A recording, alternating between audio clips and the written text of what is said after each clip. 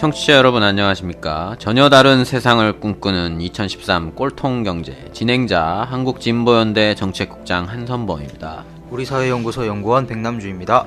네, 꼴통경제 2013년 네 번째 시간입니다. 이번 주에는 먼저 이 고용 상황을 중심으로 미국 경제 현황에 대해서 살펴보고요. 다음으로 오늘로 1년이 됐죠. 이 한미 FTA 발효 1년 특집으로 지난 1년간의 영향을 살펴보는 시간을 갖도록 하겠습니다. 이번 시간에는 미국 경제 현황과 관련한 이야기를 해보겠습니다. 최근 미국 경제가 회복세에 접어들었다는 낙관론이 많이 나오고 있는데요. 우선 실업률이 많이 떨어진 걸로 나왔고요. 주가도 사상 최고치를 기록하고 있습니다. 이런 현황을 좀 어떻게 평가할 수 있는지 이 부분에 대한 이야기를 해보도록 하겠습니다. 백남주 연구원, 우선 미국의 고용 현황과 관련된 이야기부터 좀 해보죠. 네, 2월 미국 고용 현황이 발표가 되었는데요. 2월 중 미국의 비농업 취업자 수가 전월 대비 23만 6천 명이 증가를 했습니다. 월간 일자리 수가 20만 개를 상회한 것은요, 최근 넉 달간 세 번째인데요. 최근 이제 3개월간 일자리가 월 평균 20만 3천 개가 생겨났습니다.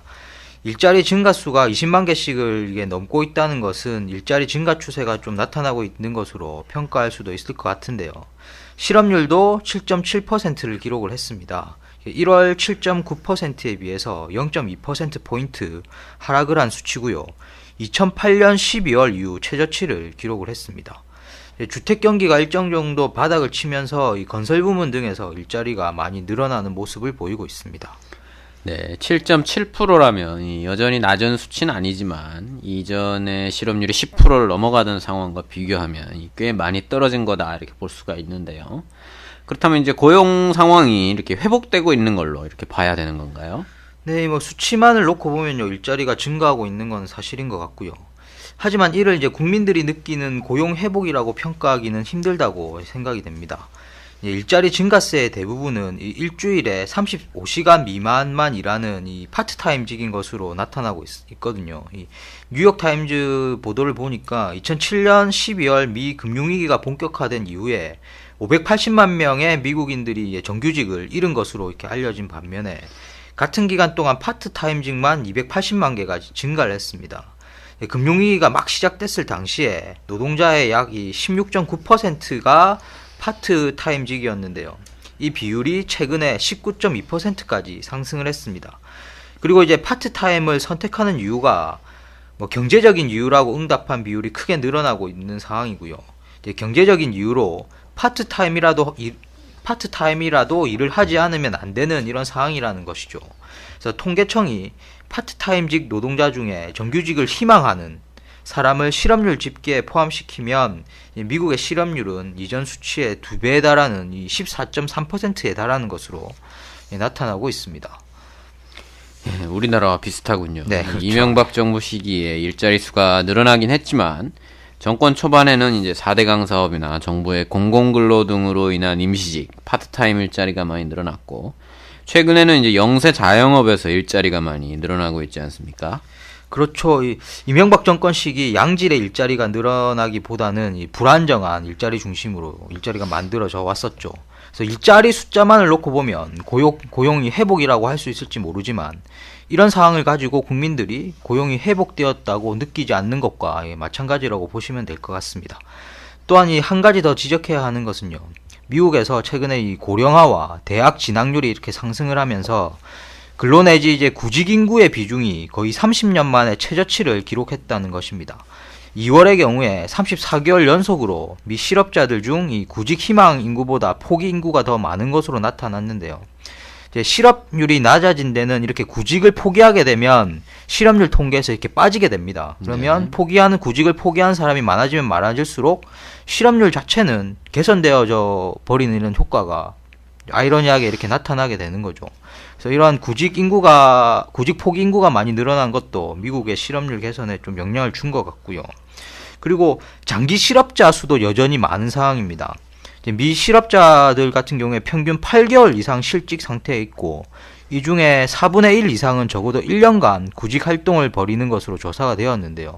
그러니까 장기 실업에 빠지면 빠질수록 해도 이제 안 된다 이런 인식들이 커져갈 테니까 이제 구직을 단념해버리는 이런 사람들이 더 늘어나게 될 거고, 이것도 마찬가지로 그런 면에서 실업률이 좋아지는 이런 현상으로 나타나게 되는 이런 결과들을 초래하고 있는 것으로 보입니다. 네, 일단 고용 상황은 그렇고요. 이 최근에 보면 이 다우존스 산업 지수가 사상 최고치를 경신하고 이 S&P 500이나 이렇게 미국 증시가 이렇게 굉장히 급등하고 있지 않습니까? 이런 부분은 좀 어떻게 평가를 할 수 있겠습니까? 네, 우리가 뭐 일반적으로 주식 시장의 호황을 가지고 실물 경제 회복이라고 뭐 단정해서 이렇게 평가하기는 어렵다고 생각이 들고요. 미국도 마찬가지라고 생각이 듭니다. 실제 이 현재 미국 경제 상황과 사상 최고치를 기록한 주식 시장 사이에는 큰 괴리가 존재한다라고 하는 것을 다들 느끼실 수 있을 거라고 생각이 들고요. 실업률이 다소 낮아지긴 했지만 여전히 높은 수준이고요. C캐스터, 그러니까 자동 예산 삭감이 발동되어 있는 이런 상황에서 2013년 미국 경제 같은 경우에는 성장률이 2%를 밑돌 것으로 대부분 예상을 하고 있습니다. 이런 상황에서 주가가 차상 최고치를 기록하는 것은 좀 상당히 실물 경제랑 괴리되어서 움직이는 이런 현상들이 나타나고 있다고 평가하면 될 것 같고요. 최근 이 2008년 미국 경제 위기를 예견해서 주목을 받고 있는 루비니 뉴욕대 교수 같은 경우에는 최근에 이제 워크숍 같은 곳에서 주식시장이 지금은 긍정적이지만 올해 하반기가 되면 실망스러운 기업 실적이 나오게 될 것이고 주식 투자자들은 충격을 감내할 준비를 해야 할 것이다 이렇게 평가를 하면서요. 지금은 경제가 개선되고 있는 듯 보이지만 하반기가 되면 미국 경제가 작년에 비해 매우 침체됐다는 걸 시장이 뒤늦게 깨닫고 조정을 받을 것이다 이렇게 전망을 하기도 했습니다. 네. 이 실물하고 주식하고 좀 이렇게 차이가 있다 이렇게 말씀하셨는데요. 그러면은 지금 현재 이 주가가 계속 사상 최고치를 경신하고 있는 이유는 어디에 있는 겁니까? 네, 두 가지 이유가 있다고 보여지는데요. 하나는 이제 막대한 규모의 양적 완화, 소위 말하는 이제 돈을 엄청나게 푼 것으로 인해서 기인하는 것이 하나가 있겠고요. 다른 하나는 이제 호전되고 있는 것으로 나타나고 있는 기업들의 실적에 기반한 것이 또 하나의 원인이라고 볼 수 있겠습니다. 네. 양적 완화라는 거니까 원래 이제 돈을 이렇게 돈을 찍어서 뿌리다 보니까 이제 그 힘으로 주가가 상승하고 있다. 뭐 그런 말씀인 것 같은데요. 그렇죠. 예.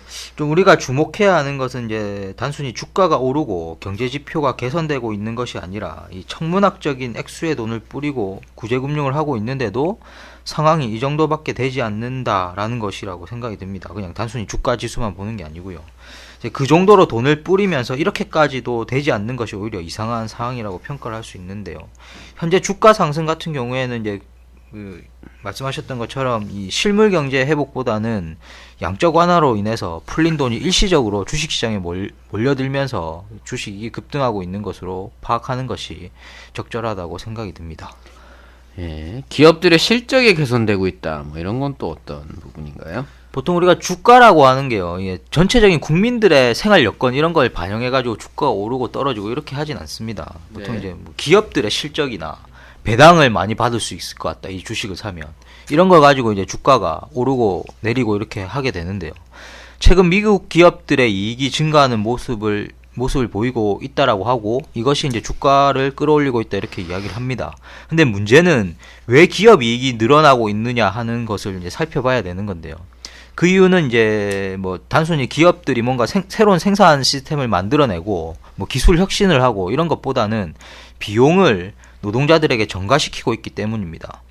뭐 뉴욕타임즈 보도에 따르면요, 미국 기업들이 큰 이익을 기록하고 있지만 그만큼 고용을 늘리고 있지 않고 그에 따라서 기업 이익과 개인 소득 간의 양극화가 심화되고 있다 이렇게 평가를 하고 있습니다. 2012년 3분기를 기준으로 보면요, 미국 국민 소득에서 기업 이익이 차지하는 비중은 14.2%를 기록을 하고 있는데, 이 수치가 1950년 이후에 가장 높은 수준을 기록을 하고 있다라고 합니다. 이에 반해서 개인 소득 비중은요 61.7%를 기록하고 있는데 1966년 이후 최저치를 기록하고 있다라고 합니다. 그리고 2008년 말 이후에 기업 이익은 연평균 20.1%씩 이렇게 증가를 했지만 개인들의 가처분 소득 같은 경우에는 1.4% 증가하는데 그치는 이런 상당히 큰 괴리를 보이고 있는 모습이 나타나고 있는 거죠.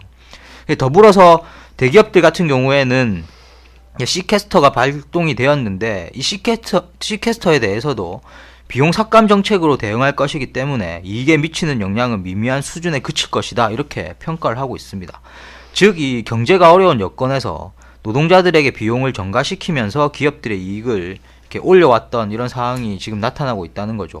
특히 다국적 기업의 경우에는 뭐 당장의 미국 자국의 노동자뿐만 아니라 제3세계 노동자들에게도 이 비용을 전가시키고 있죠. 따라서 미국 일반적인 경제 여건의 호조와 이 기업들의 실적이 좋아진 부분은 상당 부분 이 괴리가 있다고 이렇게 보여집니다. 네. 끝으로 현재 미국 경제를 보는 데 있어서 한번 유의해야 될 점 이런 걸 좀 더 짚어주시죠. 네, 좀 최근에 뭐 이 지표들을 막 여러 지표들이 나오면서 미국 경제가 뭐 좋아지니 나빠지니 이렇게 뭐 너무 단기적인 지표만을 가지고 평가하는 흐름들이 좀 많은 것 같습니다. 그래서 이런 단기적인 경제 지표를 가지고 미국 경제를 봐서는 좀 안 될 것 같고요. 앞서 이야기 드렸던 것처럼 천문학적인 돈을 쏟아 부었는데 왜 이 정도밖에 되지 않았을까를 중심으로 살펴볼 필요가 있다고 생각이 듭니다. 그리고 현재 기업이나 금융권의 부실이 완전히 해결된 상태가 아닙니다. 예를 들어서 A은행이 이제 부실 채권을 가지고 있으면 이것을 지금 중앙은행이 연방준비제도가 이걸 대신 사주면서 가지고 있는 상태인 거지 않습니까? 이는 이제 부실이 단순히 A은행에서는 없어졌지만 중앙은행이 그것을 그대로 이제 소유하고 있는 것에 불과하다라고 생각을 하시면 될 것 같고요. 즉, 이 미국 경제의 부실은 연방준비제도의 이 대차대조표상에 그대로 남아있는 상황이라고 보시면 될 것 같습니다. 그래서 이 회복을 이야기하기 위해서는 천문학적으로 풀린 돈을 다시 회수할 수 있어야 되는 거고요. 연준이 떠안은 부실 채권들을 다시 시중에 매각할 수 있어야 할 정도가 되어야지 이제 회복을 좀 논할 수 있는 이런 단계가 아닐까 이렇게 봐집니다. 또한 약간 좀 이론적으로 살펴보면요. 자본주의 시스템이라고 하는 것이 주기적인 불황과 공황을 겪게 되는데요. 상당히 좀 냉정하게 보자면 불황과 공황 시기를 거치면서 새로운 호황의 동력을 만들어내게 됩니다. 자본주의 순환이라고 하는 것들이. 예를 들어서 이제 뭐 불황이나 공황이 오면 노동자를 해고해서 기업들은 비용을 줄이려고 할 거고 새로운 생산 방식을 이렇게 도입하고 여러 경쟁업체들이 있다면 경쟁업체들 중에 체력이 약한 기업들은 도산을 해서 이 살아남은 기업들에게 유리한 환경이 조성되는 이런 식으로 이제 불황이나 공황을 이용해서 이 특정 자본들은 새로운 이제 경기 회복의 이런 여건들을 마련해가는 이런 시기가 불황과 공황이라고 할 수 있겠습니다. 그런데 뭐 우리나라의 IMF 위기를 떠올리시면 이제 될 것 같은데요. 당시 기업들이 엄청나게 도산하는 등 커다란 위기였는데 그 이후에 뭐 살아남고 덩치를 키운 삼성전자나 현대자동차 같은 경우에는 더 위기보다 훨씬 더 잘 나가는 이런 구조가 되어 있지 않습니까? 그런데 지금은 이제 금융위기가 2008년에 왔는데 인위적으로 막대한 돈을 쏟아 부어가지고 더 큰 폭발을 일으켰어야 되는데 그 폭발을 지연시키고 있는 구조가 되어 있는 상태라고 보시면 될 것 같습니다. 그래서 향후 더욱 장기적인 침체가 지속될 가능성이 더 크다고 봐지고요. 더 큰 위기를 잉태하고 있는 국면이라고 보면 될 것 같습니다. 네, 백남주 연구원 수고하셨습니다. 네, 감사합니다. 작년 3월 15일이었죠. 이 한미 FTA가 발효가 되었는데요. 오늘로 1년이 됐습니다. 언론에서 발효 1년을 맞아서 각종 기사들을 쏟아내고 있는데요. 저희 방송에서도 발효 1년을 맞아서 그 영향을 평가해보는 시간을 갖겠습니다. 한국장님이 한미 FTA 발효 1년에 따른 언론 보도들이 쏟아지고 있는데요. 보도를 대충 좀 살펴보면 한미 FTA로 인해서 대미 수출이 사상 최대치를 기록을 했고 무역 수지가 증가하고 걱정과는 달리 농축산물 수입은 줄어들어서 긍정적이었다라는 기조로 대부분 이야기를 하고 있는 것 같습니다. 예, 그렇습니다. 협정이 발효된 3월부터 올해 1월까지 수출이 전년 동기 대비 2.67% 늘어났다고 하고요. 무역 수지가 한 45억 불 가량 증가를 했습니다. 농축산물 수입은 감소를 했고요. 예, 그렇지만 뭐 이걸 한미 FTA 효과라고 말하는 것은 좀 자의적이 아닌가 이렇게 생각이 듭니다. 네, 일단 이 수출이 2.67% 늘었다 이렇게 이야기를 하고 있는데요. 우리 좀 이 꼴통 경제를 꾸준히 들으신 분들은 이제 보도를 보면서 증가율이 낮은 거 아닌가 이런 의심을 하셨을 법도 합니다. 네, 그러셔야죠. 안 그러시면 예, 방송을 들을 효과가 없지 않습니까? 예, 일단 대미 수출이 이제 사상 최대치를 기록했다. 이거는 뭐 말장난에 불과하다. 이런 것도 아마 파악하셨을 수 있습니다. 왜냐면은 이제 우리나라 수출은 거의 매달 매년 증가하기 때문에 이 매달 매년 사상 최대치를 갱신하는 거거든요. 그렇죠. 예. 예, 그렇기 때문에 이제 이런 경우에는 이 표현을 쓰는 게 아니죠. 쓰면 안 되는 거죠. 그런데 이제 이걸 쓰는 거는 사상 최대치라는 예, 사상 최대치라는 표현을 쓰는 건 이제 말장난으로 이 국민을 좀 호도하는 거다. 이렇게 볼 수 있을 겁니다. 우리 방송을 듣는 분들이 그런 거에 속으면 안 되는 거죠. 예. 이미 지난주에 이제 저희가 2012년 대미 수출이 4.1% 증가를 했고, 그 2011년에는 12.8% 증가했다고 말씀을 드렸었죠. 그러니까 수출 증가율이 크게 떨어진 겁니다. 환율도 2011년에는 1108원이었는데 2012년에는 1127원으로 더 높았죠. 네. 근데도 이제 증가율이 떨어진 거니까 이제 지난 1년간 대미 수출 실적이 좋아졌다 이렇게 평가하기도 어려운 겁니다. 그리고 그런데 뭐 한미 FTA 때문에 또 그게 좋아졌다 이렇게 얘기하는 거는 이제 근거가 많이 부족한 것이죠. 네, 일단 수출은 그렇게 보면 될 것 같고요. 대미 무역 흑자는 크게 늘어난 걸로 나타나고 있는데요. 예, 그렇습니다. 작년 3월부터 1월까지 무역 수지 흑자 규모가 전년 동기 대비 작년 동기에는 102억 불이었습니다. 근데 147억 불을 기록을 하면서 45억 불가량 급증을 했습니다. 이 수출 증가율이 앞서 말씀드렸듯이 2.67%에 불과했는데 무역 흑자가 크게 늘어났다. 그럼 무슨 뜻이겠습니까? 이 수입이 줄었다는 의미입니다. 네.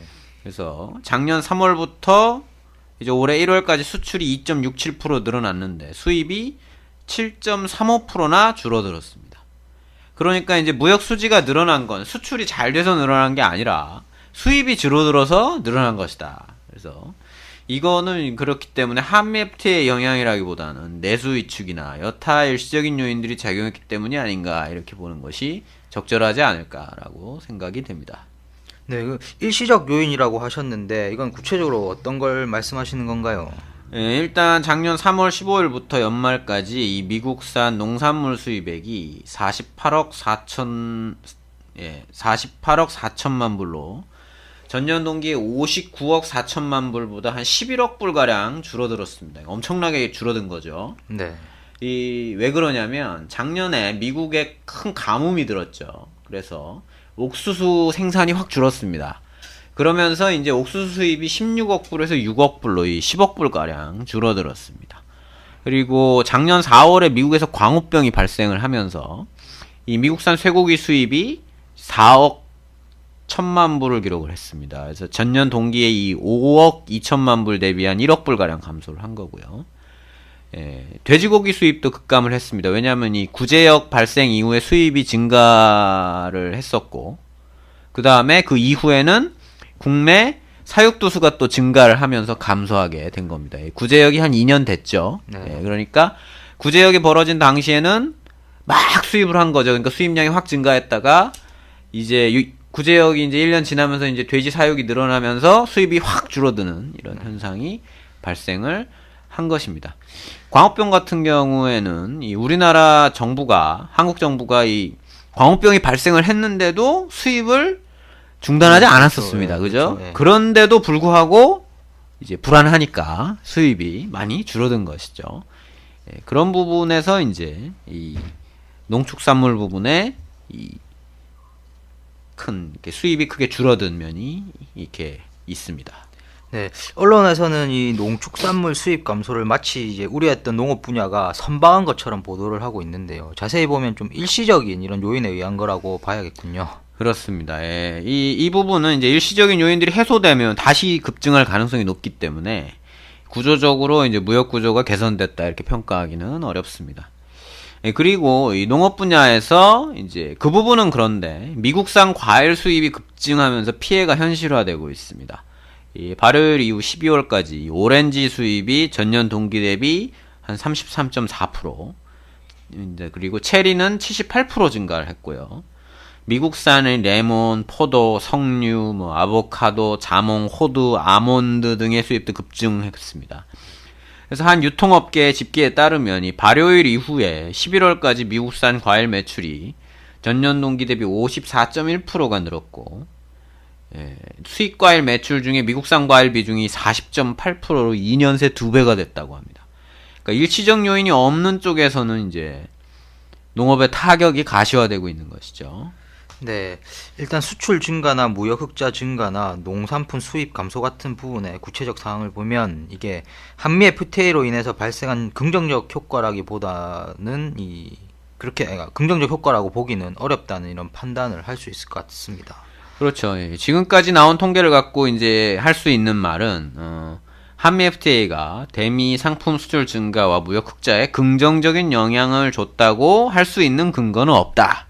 이 정도라고 보실 수가 있겠습니다. 네, 그리고 이 여러 일시적 요인들 때문에 농업 피해가 안 커 보이지만 과일 분야에서는 그 피해가 가시화되고 있다는 거고요.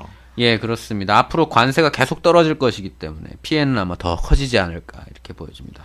네, 일단 교역 부분은 그렇고요. 우리가 한미 FTA를 이야기할 때 나왔던 문제들이 꼭 이 교역 문제만은 아니었었던 걸로 기억합니다. 특히 투자자 정부 소송제 ISD라고 하는 같은 경우에도 주권이 침해 나간다는 주장을 많이 했었지 않습니까? 이 부분은 지난 1년간 어떻게 나타났습니까?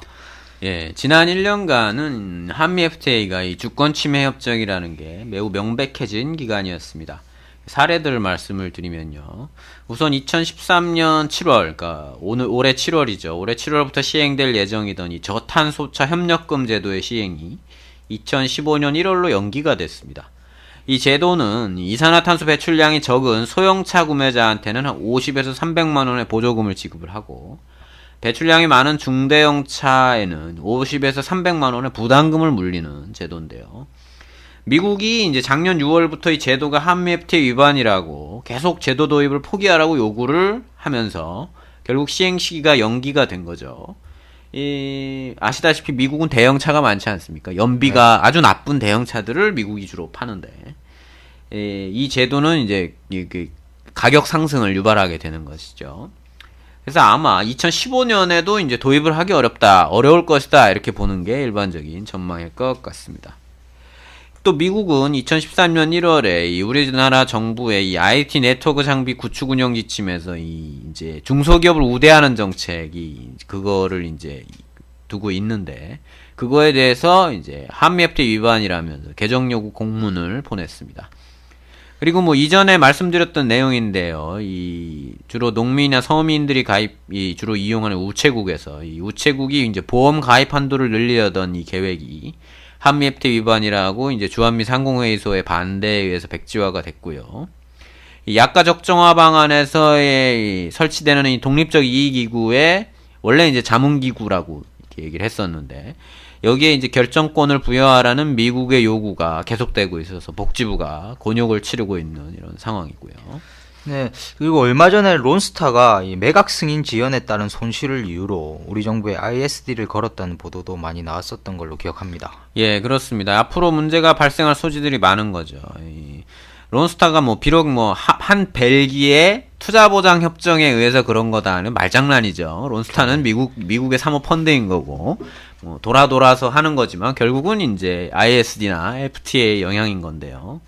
론스타가 그랬고 지금 이제 서울 지하철 9호선이나 우면산 터널 또 광주 이순환도로 등의 이제 대주주로 이 최소 수입 보장제나 20% 고리의 후순위 대출 등으로 이제 물의를 일으키고 있는 이 맥쿼리에 대해서 이제 정부가 가령 손을 쓰게 되면 서울시나 정부가 손을 쓰면 이제 ISD 가능성이 있다고 평가되고 있고요. 마이크로소프트도 지금 한국군의 소프트웨어 사용료가 2,100억 원으로 추정된다면서 이 한국군이 이제 MS사의 정품 소프트웨어를 얼마나 사용하고 있는지 확인해달라고 요구하고 협상을 요구하고 있습니다. 이 협상이 결렬이 되면 또 ISD로 가는 것이고요. 그리고 최근에 얼마 전에 정부가 외식업을 중소기업 적합업종으로 지정하지 않았습니까? 네. 근데 미국 기업이 가령 이걸 안 지켜서 정부가 이를 규제하려고 하면 이것도 이제 한미 FTA 위반으로 ISD로 갈 가능성이 있습니다. 그래서 결국 발효된 지 1년 만에 이 정부의 공공정책이 한미 FTA에서 제약되는 상황이 발생을 하고 있는 거고 향후에는 더 많이 발생할 수 있다는 게 드러나는 거죠. 이게 나중에 이게 계속되면 어떻게 됩니까? 이게 알아서 깁니다. 그냥. 그러니까 알아서 FTA 위반이니까 하지 말자 이렇게 돼버립니다. 그러니까 이 주권 침해 협정임이 명백해지고 있는 것인 거죠. 네. 그리고 이 한미 FTA에서 또 문제가 되는 게 이 서비스 분야인데요. 네, 서비스 분야는 미국이 절대적 우위를 점하고 있는 분야죠. 네. 그런데 이제 이 분야의 영향이라는 게 이제 좀 천천히 드러나는 것이어서 아직은 많이 가시화되고 있지 않습니다.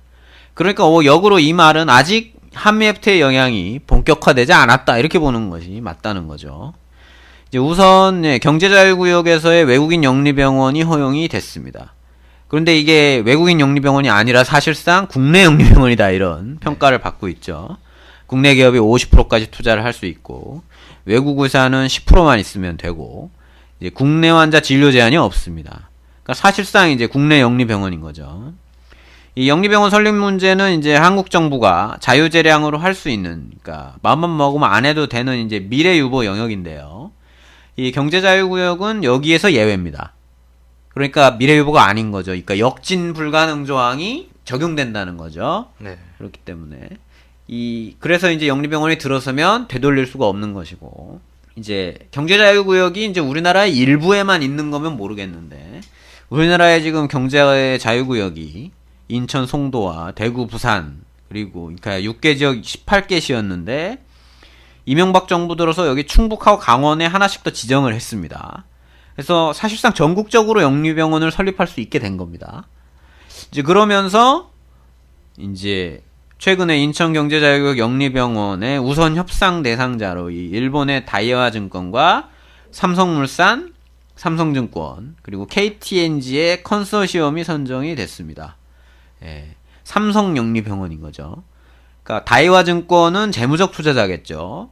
그리고 KTNG는 담배 회사죠. 네. 그러니까 삼성물산, 삼성증권이 뭐 의료기업은 아니지만, 그러니까 이 넷 중에 결국 이제 이 의사나 병원 운영할 수 있는 능력이 있는 곳은 어디입니까? 삼성병원입니다. 그죠? 그렇게 되니까 결국 이제 한미 FTA가 국내에서는 이제 의료 분야를 차세대 성장 동력으로 선정하니 삼성 쪽의 요구에 의해서 시작됐다는 게 정설인데요. 그 작업이 이제 착착 계속되고 있는 거다 이렇게 보실 수가 있겠습니다. 예, 그리고 그 밖에 이 복제약 출시를 특허권자한테 강제로 통보해야 되고, 특허권자가 이의 제기를 하면 시판이 자동 정지되는 이 허가 특허 연계 조항이 이제 이 발효가 돼야 되는데, 일단은 그 제협상에서 이제 통보만 제도화되고 시판 자동 정지는 3년간 유예가 됐죠. 그러면서 아직 그 피해가 가시화되지 않았습니다. 그러니까 제약업계에 이제 닥치는 위기가 아직은 가시화되진 않았다. 그렇지만 뭐 3년 지나면 이제 2년이죠, 이제 나타나게 되는 것이겠죠. 네. 지금까지 한미 FTA의 영향을 교육 부문, 농업, 주권 침해 문제, 서비스 분야 등으로 이렇게 나눠서 살펴봤습니다. 전체적으로 좀 평가를 해보면요. 아직 1년밖에 안 됐지만 수출 증대 효과는 드러나지 않았고, 농업 피해는 가시화됐고, 주권 침해 사례가 증가하고 있다. 그리고 미국이 절대적 우위인 서비스 분야에서의 영향은 아직 나타나지 않았다 정도로 정리할 수 있을 것 같습니다. 근데 또 최근에 또 우려가 되는 것들은요, 미국이 이 한미 FTA 조항을 또 더욱 자신들에게 유리한 조항으로 만들기 위한 압력들을 많이 넣을 것 같다, 이런 우려들이 많이 나타나고 있습니다. 최근에 뭐 쇠고기 시장 개박 압력이 가시화되고 있고요. 미국이 원산지 증명을 더 강력하게 요구하는 이런 움직임도 나타나고 있습니다. 또한 미국에서는 이 한미 FTA로 인해서 양국 간의 교역이 중소기업에 미치는 영향과 효과를 이제 평가하는 작업들을 계속 진행을 하고 있는데, 이 평가가 마무리가 되면 미국 기업들이 더 많은 이익을 누리도록 하는 방안을 마련해서 이거를 한국 정부에게 더 강력히 요구하려고 하는 이런 절차들을 밟고 있는 상황이라 가지고 상당히 우려스러운 부분이 많은 것 같습니다. 강대국과 약소국이 협상을 하면 계속 강대국은 재협상을 요구를 하고, 약소국은 계속 어려워지는 것이죠. 그래서 이게 정말 나중에 어떻게 될지 정말 걱정이 되지 않을 수가 없습니다. 네, 계속 지켜볼 필요가 있을 것 같고요. 앞으로도 계속 이 관련한 소식을 전해드리도록 하겠습니다. 한 국장님 수고하셨습니다. 예, 감사합니다.